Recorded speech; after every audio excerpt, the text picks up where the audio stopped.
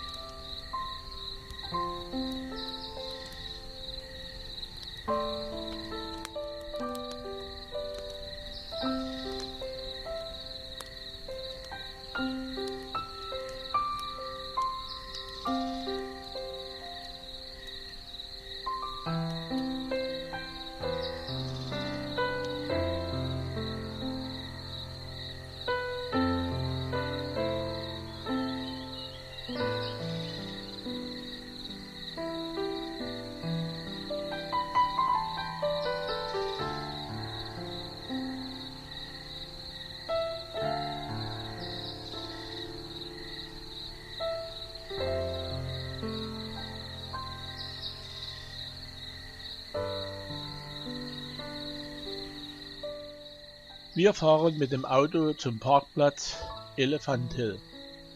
Von hier aus geht es weiter zu Fuß, erst über das Hochplateau beim Elephant Rock und dann weiter durch enge Schluchten in Richtung Scheffler Park.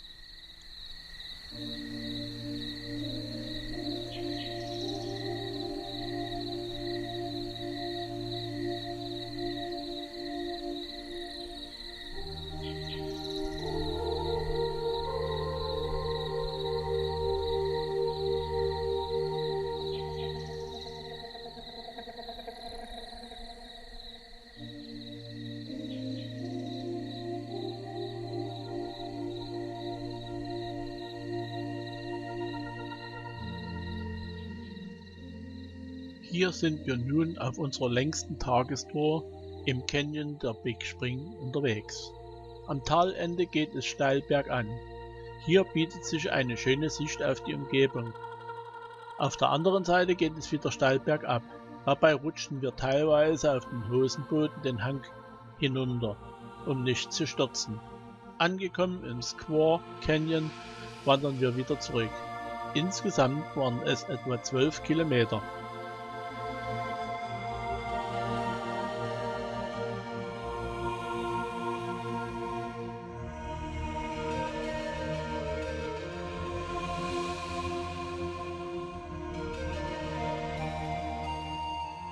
Wir verlassen Needless wieder und informieren uns am Newspaper Rock über Aktuelles von den Indianern aus der Vergangenheit und fahren anschließend weiter zum Needles Overlook. Wir befinden uns hier auf 1919 Meter Höhe.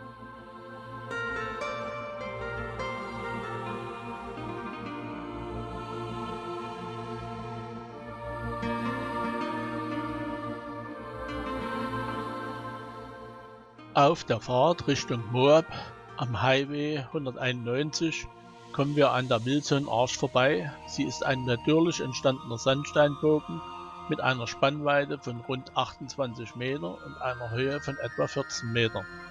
Nach dem Abstellen des Wohnwagens in Moab auf einem Campground geht es zum weiteren Trail. Auf ihm fahren wir auf unbefestigter Straße in halber Höhe zwischen Colorado und Island in the Sky etwa 80 Kilometer entlang. Anschließend geht es über den Schäfertrail in der Felswand steil nach oben. Erst dort haben wir wieder eine befestigte Straße im Nationalpark.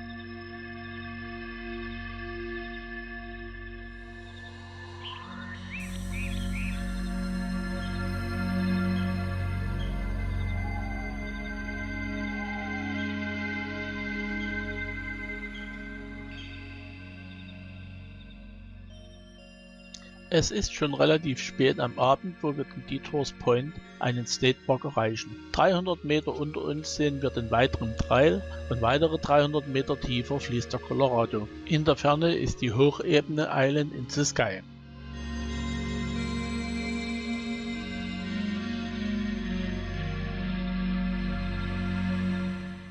Heute sind wir im Arches Nationalpark nördlich von Moab. Es ist bereits unser dritter Besuch hier. Heute soll die Wanderung zur Double O Arch wiederholt werden. Diesmal aber nur bei 20 Grad und nicht wie 1997 im Sommer bei etwa 40 Grad. Wir fahren bis ans Ende zum Parkplatz beim Devil's Garden Trailhead. Wir wandern zu mehreren Archen, so zur Tunnel Arch, Pine Tree Arch, Landscape Arch, Navajo Arch bis zur Double O Arch.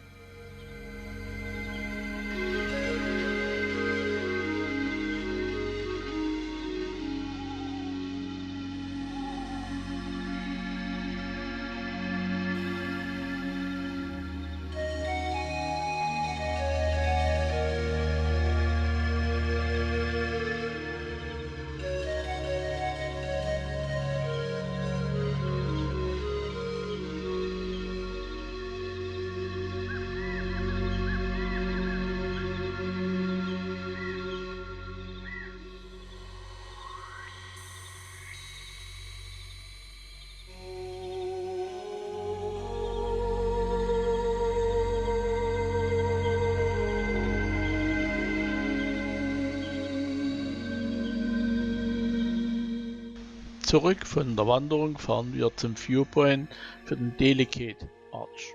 Auch hier ist eine kurze Wanderung bis zum Blickkontakt erforderlich. Im Jahr 2000 standen wir oben am Sandsteinbogen und genossen hier den Sonnenuntergang. Über den Garten von Eden mit dem Balance Rock gelangen wir zur Turret Arch, zum Nord- und Südfenster und blicken zum Schluss auf die Double Arch.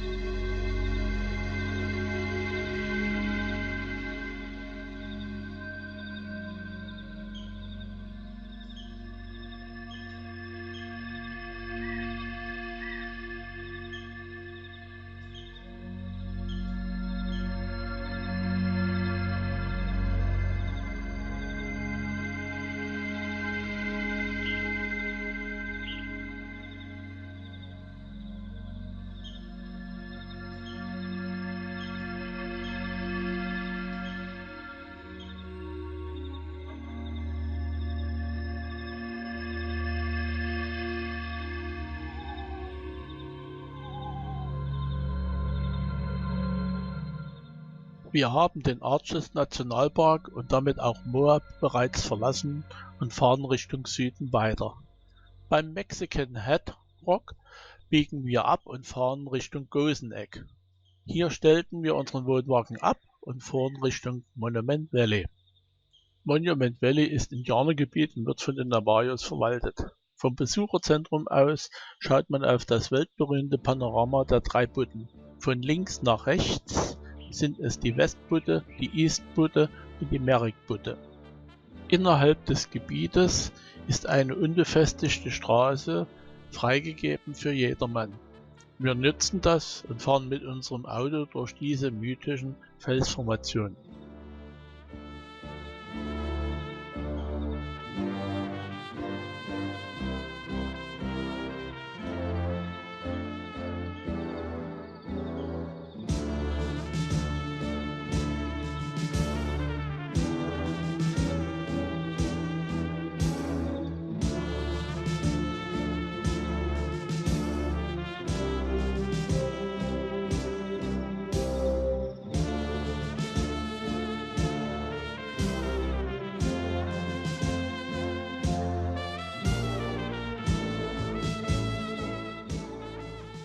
Wir sind vom Monument Valley zurück und übernachten hier im Goseneck State Park. Am Morgen haben wir dann einen wunderschönen Blick auf die Mäander des San Juan Rivers. Der Fluss windet sich auf einer Länge von 8 Kilometer vor und zurück und legt dabei gerade einmal eine Luftlinie von 1,6 Kilometer zurück. Vom Goseneck State Park fahren wir auf den Highway 281 Richtung Naturbrücken Nationalpark. Die nur an der Steilwand unbefestigte Straße Moki Dagwe führt uns auf die Cedar Mesa. Wenn wir sie nicht fahren könnten, müssten wir einen Umweg von etwa 500 Kilometer fahren.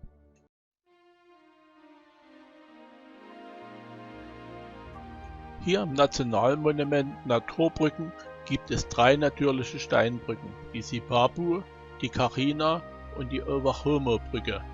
Die Brücken erschuf die Natur in vielen Millionen Jahren durch plötzlich auftretende Springfluten im ansonsten relativ trockenen Umland und rund 150 Meter tiefen Bachbett. 1997 brachen wir unsere Wanderung zum Bachbett an der Sipapu-Brücke wegen Temperaturen von über 35 Grad ab. Diesmal wollten wir es schaffen. Da ein Gewitter aufzog, haben wir es auch diesmal nur bis zur Hälfte geschafft.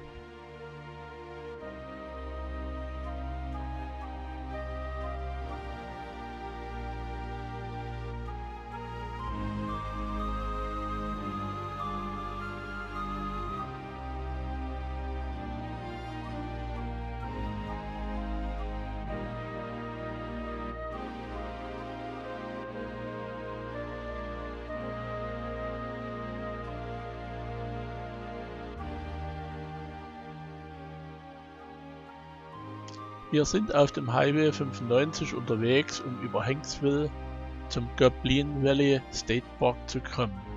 Kurz vor Hyde Crossing schauen wir in den White Canyon. Danach geht es über die Brücke des Colorado. 1997 war hier das Ende des Lake Powell. Seitdem fehlen bestimmt 20 bis 30 Meter Wasserhöhe und der Colorado fließt wieder in seinem alten Flussbett.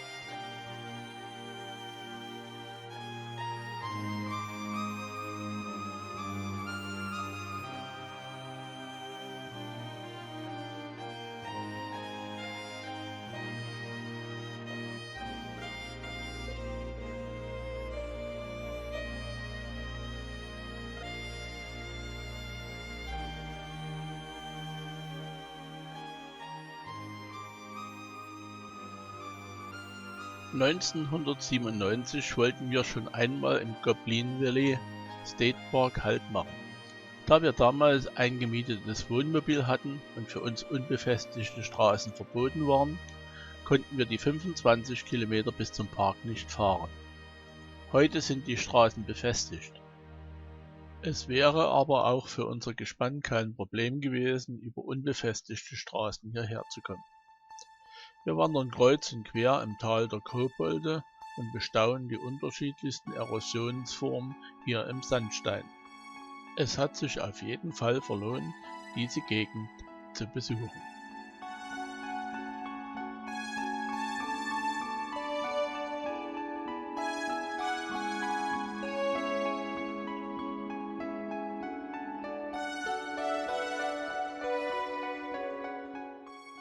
Vom Goblin Valley fahren wir wieder zurück bis Hanksville, um dann weiter Richtung Capitol Reef Nationalpark zu fahren. Nach Hanksville kommen wir in eine Gegend, die sehr viele tektonische Besonderheiten aufweist. Die ganze Gegend ist riesengroß und wenig erschlossen. Die Nord-Süd-Ausdehnung beträgt ca. 250 km und die Ost-West-Ausdehnung ca. 150 km. Die Gegend schließt die Gebiete der Water-Pocket-Falde, des Capitol Reefs Nationalparkes, des Dixie Nationalforests und des Grand Staircase Escalante Nationalmonumentes ein.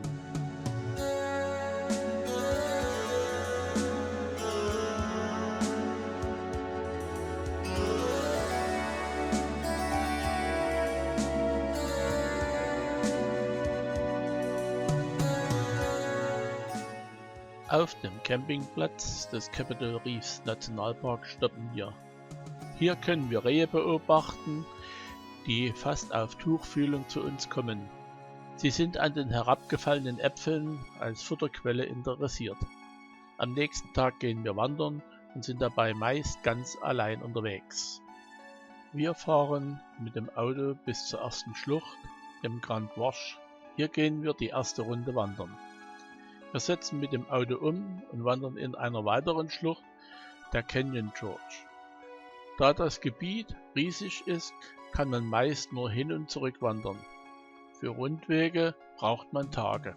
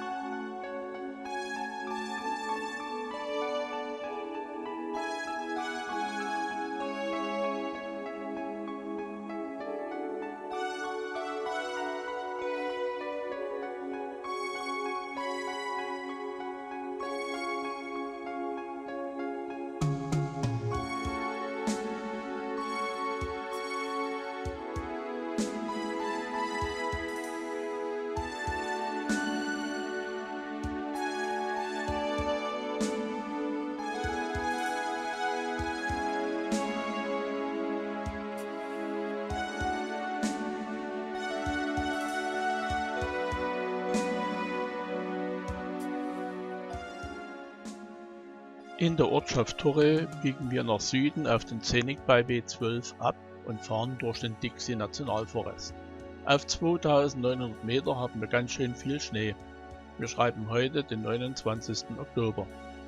In der Ortschaft Boulder biegen wir ab in das Gebiet des Grand Steer Cays.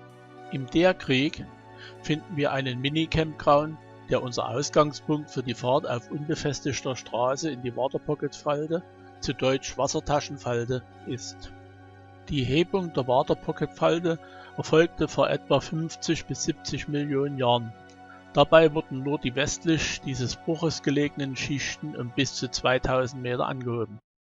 Diese Auffaltung entspricht dem zentralen Gebiet des Capitol Reefs.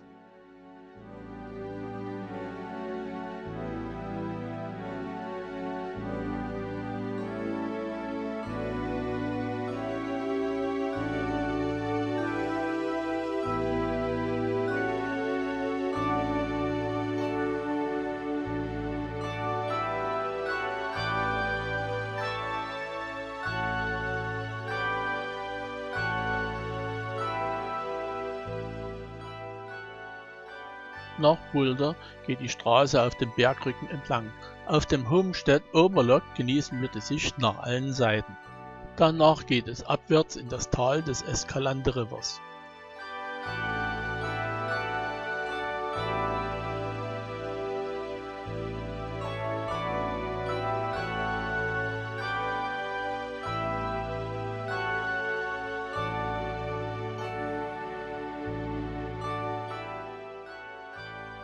Wir haben das Tal durchquert und halten am nächsten Aussichtspunkt. Da die Luftfeuchte sehr gering ist, meist nur um 10%, wir eine Höhe von 6000 Fuß gleich 2000 Meter haben und weit und breit keine Umweltverschmutzung stattfindet, sind die Sichtweiten riesig. 200 Kilometer Fernsicht sind keine Seltenheit.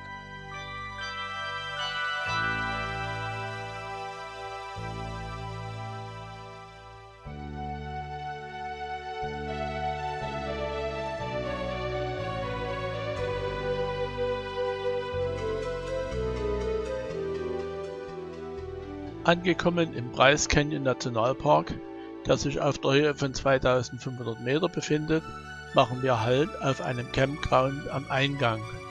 Hier gibt es Strom und so können wir unsere Elektroheizung bei dieser Kälte rund um die Uhr betreiben.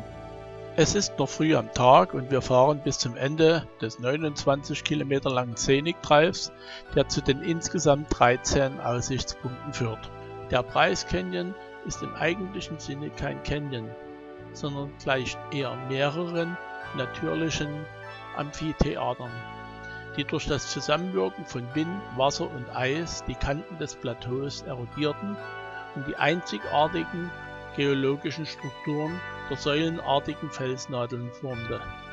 Diese sogenannten Hoodoos sind bis zu 60 Meter hoch und beeindrucken durch die von Eisenoxid gefärbten roten, gelben und braunen Schattierungen eines Gemisches aus Basalt und Sandstein. Manganoxid verleiht Bryce Canyon dagegen die Lavendelfarbe. Die so entstandenen Amphitheatern erstrecken sich über eine Länge von über 30 Kilometer. Das größte Amphitheater trägt den Namen Bryce Canyon. Es ist nahezu 5 Kilometer breit, 19 Kilometer lang, fällt über 240 Meter gegenüber dem Plateau ab. Als wir 1997 im Sommer hier waren, erlebten wir den Park bei Temperaturen oberhalb 30 Grad. Die damalige Wanderung auf den Navajo Trail war besonders anstrengend. Heute, Ende Oktober, zeigt sich die Landschaft schneebedeckt, was dem Park einen besonderen Reiz verleiht und Wanderungen nicht so anstrengend macht. Am nächsten Tag, den 1. November, mussten wir unseren Campground verlassen, weil er für die Saison schließt. Nur der Nationalpark Campground hat offen über das ganze Jahr. Dort gibt es aber keinen Strom. Wir packen unsere Sachen, drehen noch eine Runde durch den Nationalpark und fahren anschließend weiter Richtung Page am Lake Powell.